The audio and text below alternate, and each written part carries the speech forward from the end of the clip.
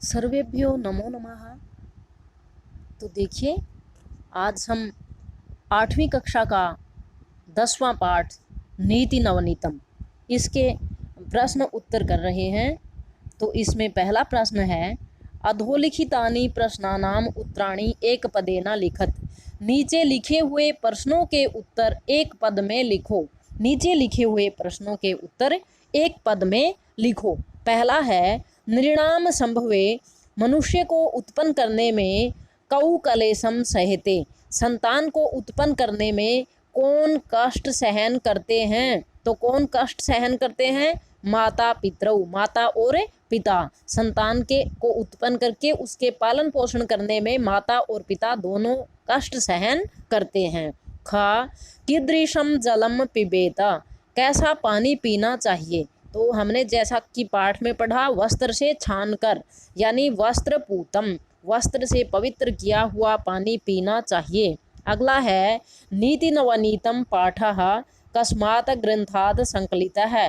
नीति नवनीत पाठ किस ग्रंथ से लिया गया है? तो ये पाठ मनुस्मृति से लिया है। तो इसका उत्तर आएगा मनुस्मृति है, मनुस्मृति से। अगला है, कीदृशीम वाचम वदेत, कि कैसी वाणी बोलनी चाहिए? सत्यपूताम, सत्य से पवित्र की गई वाणी हमें बोलनी चाहिए। अगला है, दुखम किम भवति, दुख क्या होता है? तो दूसरों के वश में रहना दुख है। परवशम, दूसरों के वश में रहना दुख है। आत्मवशम किम भवति, आत्मवशम, अपनी आत्मा के वश में रहना क्या है? सुखम, सुख है। अगला है, कीदृशम कर्म समाचरेत, कैसा कर्म करना चाहिए? तो कैसा कर्म करना चाहिए? मनः पूतम, किस तरह से काम करना चाहिए? मनः पूतम, मन को पवित्र करके काम करना चाहिए। अगला है, अधोलिखितानि प्रश्नानाम उत्तराणि पूर्ण वाक्येन लिखत, नीचे लिखे गए प्रश्नों के उत्तर पूरे वाक्य में लिखिए। तो पहला है, का पाठे अस्मिन् सुख दुखयोः किम लक्षणम उक्तम, पाठे अस्मिन्, इस पाठ में सुख दुखयोः, सुख और दुख का किम लक्षणम उक्तम, क्या लक्षण या क्या परिभाषा बताई गई है? तो क्या परिभाषा बताई थी इस पाठ में? पाठे अस्मिन्, इस पाठ में सुख दुखयो लक्षणम अस्ति, सुख और दुख का लक्षण है कि जो अपने वश में है वो सुख है और दूसरों के वश में है वो दुख है। आत्मवशम सुखम परवशम दुखम, आत्मवशम सुखम परवशम दुखम, अपने वश में सुख है और दूसरों के वश में है वो दुख है। दूसरा प्रश्न देखिए, वर्ष शतई अपि, 100 वर्षों तक भी कस्य निष्कृति ही कर्तुम न शक्या, किसका निराकरण हम नहीं कर सकते? तो 100 साल तक हम माता पिता का उपकार नहीं भुला सकते, उनका निराकरण, उनके द्वारा जो हमारे लिए किया गया है उसका बदला हम नहीं चुका सकते। तो देखिए, वर्ष शतई अपि, ये ख का उत्तर है, वर्ष शतई अपि, 100 साल तक भी माता पितरौ, ये गलती से मैं लिखा हुआ है, माता पितरौ, माता और पिता दोनों जो नृणाम संभवे, अपने बच्चे को पैदा करने में, अपने बच्चे का पालन पोषण करने में, यम कलेशम सहते, जो कष्ट उत्पन्न करते हैं, तस्से, जो कष्ट सहन करते हैं, तस्से निष्कृति ही कर्तुम, उसका बदला न शक्यः, नहीं चुकाया जा सकता। जो माता पिता अपनी संतान को पालने पोषणे में जो दुख सहन करते हैं उसका बदला नहीं चुकाया जा सकता।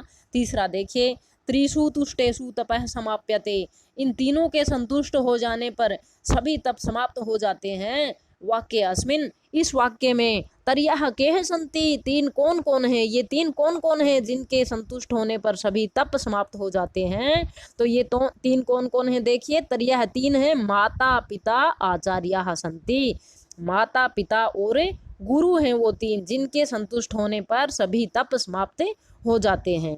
अगला देखिए, अस्माभिः कीदृशं कर्म कर्तव्यम, हमें किस तरह से काम करना चाहिए? तो कैसे काम करने चाहिए?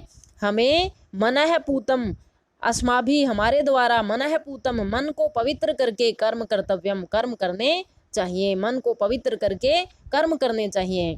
अगला है, अभिवादनशीलस्य कानि वर्धन्ते, जो अभिवादन करता है, जिसका स्वभाव होता है अभिवादन करना, उसकी कौन कौन सी चीज़ें बढ़ जाती हैं, जैसा कि हमने पाठ में पढ़ा था, उसकी 4 चीज़ें बढ़ जाती हैं। और वो 4 चीज़ें हैं अभिवादनशील से, अभिवादन जिसका स्वभाव है उसकी आयु, उम्र, विद्या, यश और बल, ये 4 चीज़ें बढ़ जाते हैं। अगला देखिए, सर्वदा केशाम प्रियम, तो हमेशा किसका प्रिय करना चाहिए, किसको सुख देना चाहिए, तो हमेशा किसके मन को प्रिय लगने वाले काम करने चाहिए। सर्वदा हमेशा माता पितरौ, माता और पिता, गुरुश्च, यहाँ आ की मात्रा लगा देना, माता पितरौ, माता और पिता तथा गुरु को अच्छे लगने वाले, के मन को शांति देने वाले काम करने चाहिए। अगला देखिए, स्थूल पदान्यावलंबे, जो स्थूल, जो गहरे पद दिए हुए हैं उनका सहारा लेकर प्रश्न निर्माणम कुरुता, प्रश्न निर्माण कीजिए। तो प्रश्न निर्माण हम करते हैं, चलिए देखते हैं। पहला है वृद्धोपसेविनः है, आयुर्विद्या यशो बलम न वर्धन्ते, जो बूढ़ों की सेवा करते हैं उसकी आयु, विद्या, यश और बल न वर्धन्ते, नहीं बढ़ते। ये बात तो वैसे गलत है इसमें, क्योंकि उनकी चारों चीज़ें बढ़ जाती हैं, लेकिन ये पाठ में ऐसे ही दिया हुआ है। एनसीईआरटी की जो बुक है उसमें ये ऐसे ही दिया हुआ है। तो ये देखिए क्या आएगा, इसका आएगा वर्धोपसेविनः है, बूढ़ों की सेवा करने वालों की। तो किसकी, यहाँ आएगा किसकी, किसकी का मतलब है कस्य, संस्कृत में उसको कहेंगे कस्य, तो यहाँ लिखेंगे कस्य आयुर्विद्या यशो बलम न वर्धन्ते। अगला है मनुष्य सत्य पूताम वाचम वदेत, मनुष्य को सत्य पूताम, सत्य से पवित्र वाणी बोलनी चाहिए। तो कैसी वाणी बोलनी चाहिए, यहाँ आएगा कीदृशी, मनुष्य है कीदृशीम वाचम वदेत। अगला है त्रिषु तुष्टेषु सर्वम तपः समाप्यते, तीनों के संतुष्ट हो जाने पर सभी तप समाप्त हो जाते हैं। तो सभी क्या समाप्त हो जाते हैं, तो यहाँ आएगा किम, और ये बनेगा त्रिषु तुष्टेषु सर्वम किम समाप्यते, सब क्या समाप्त हो जाते हैं, और प्रश्नवाचक चिन्ह की जगह लग जाएगा पूर्ण विराम, जैसा कि हम पहले भी आपको तरीका बता चुके हैं।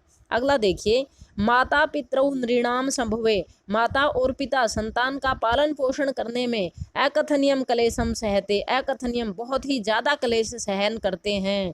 तो कौन कष्ट सहन करते हैं, तो यहाँ आ जाएगा कौ नृणाम संभवे अकथनीयम क्लेशम सहते। अगला है तयोः नित्यम प्रियम कुर्यात्, उन दोनों का हमेशा ही प्यारा यानी भला अच्छा करना चाहिए। किन दोनों, तयोः उन दोनों का, तो यहाँ किन दोनों का, तो यहाँ आएगा कयोः, किन दोनों का नित्यम प्रियम कुर्यात्, हमेशा भला करना चाहिए। और जब भी हम प्रश्न निर्माण करते हैं तो प्रश्न निर्माण करने के बाद में जो पूर्ण विराम है इसकी जगह पर क्वेश्चन मार्क्स जरूर लगाएं। अगला देखिए, संस्कृत भाषायाम वाक्य प्रयोगम कुरुता, संस्कृत भाषा में वाक्य प्रयोग करना है, किस किस का करना है, विद्या का, तपह का, समाचरेता, परितोषः और नित्यम। तो विद्या सर्वत्र पूज्यते, विद्या की हर जगह पूजा होती है। तपह, मुनि तपह करोति, मुनि तप करता है। समाचरेत, आचरण करना चाहिए या पालन करना चाहिए। सर्वदा हमेशा ही सत्यम, सत्य का समाचरेत, आचरण करना चाहिए। परितोषः, संतुष्ट, शुद्धाचरणेन, अच्छे आचरण से परितोषः भवति, संतुष्टि मिलती है। अगला है नित्यम, रोजाना, नित्यम स्नानम करणीयम, रोज नहाना चाहिए। ऐसे हमने इनके वाक्य बना दिए। अगर आप और आसान वाक्य इनके बना सकते हैं तो वो आप अपनी मर्जी से भी वाक्य प्रयोग कर सकते हैं। अगला देखिए, शुद्ध वाक्यानाम समक्षम आम, जो सही वाक्य हैं उनके सामने आम हाँ लिखना है, और अशुद्ध वाक्यानाम समक्षम च, और जो गलत वाक्य हैं उनके सामने नैव नहीं लिखना है। पहले क्या आता था, न लिखना आता था, इस पाठ में दिया है नैव लिखना है। तो देखिए, अभिवादनशील से किमपि न वर्धते, अभिवादन करने वालों का कुछ भी नहीं बढ़ता, ये बात बिल्कुल गलत है, इसलिए हम लिखेंगे नैव नहीं।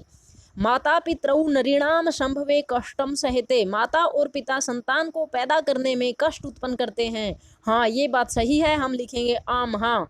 आत्मवशम तु सर्वमेव दुखम अस्ति, अपने वश में रहने से तो हमेशा दुख ही मिलता है, ये बात गलत है, क्योंकि अपने वश में रहने से सुख मिलता है, दुख नहीं। तो इसलिए यहाँ आएगा नैव।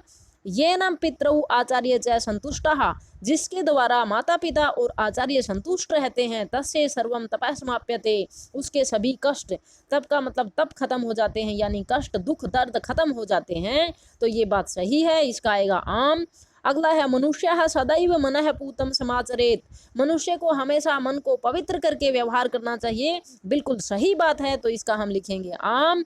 और अगला है मनुष्य है सदैव तदैव कर्म कुर्यात्, मनुष्य को हमेशा तदैव वो ही कर्म करने चाहिए, ये अंतरात्मा तुष्यते, जिससे अंतरात्मा को संतुष्टि मिलती है। ये बात सही है, तो इसमें आएगा आम। हाँ, अगला देखिए, समुचित पदेन रिक्त स्थानानि पूर्यत, सभी पदों में क्या करना है, रिक्त स्थान पूरे करने हैं, रिक्त स्थान खाली जगह को पूरा करना है समुचित पदों के द्वारा। माता पितरौ तपसः निष्कृति कर्तुम शक्या, माता पिता के जो उपकार हैं उनका निराकरण वर्ष शतैरपि, इसमें आएगा वर्ष शतैरपि।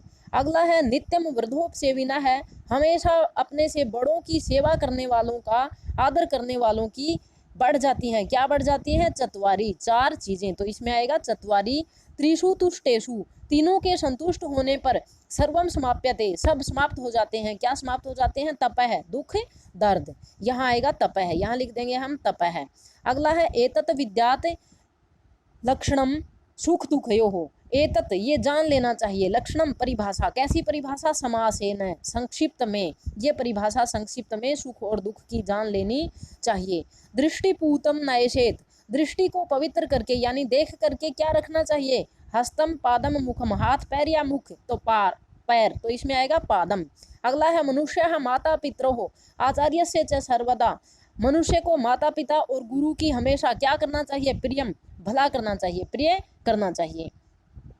आगे देखिए, मंजूषाद चित्वा उचित वाक्येन उचिताव्येन वाक्य पूर्तिम कुरुत, उचित अव्यय से, ये अव्यय दिए हुए हैं, अव्यय वो पद होते हैं जो तीनों लिंगों में, तीनों वचनों में और तीनों विभक्तियों में कभी नहीं बदलते। तो इन अव्ययों के द्वारा हम जो मंजूषा बॉक्स में अव्यय दिए हुए हैं, इनके द्वारा जो वाक्य हैं उनको पूरा करना है। तावत तब, अपि भी, एव ही, यथा जैसे, नित्यम हमेशा, यादृशम जिस तरह से। तो देखिए, तयोः प्रियम कुर्यात्, उनका करना प्रिय करना चाहिए, कब, नित्यम हमेशा, हमेशा उनका प्रिय करना चाहिए।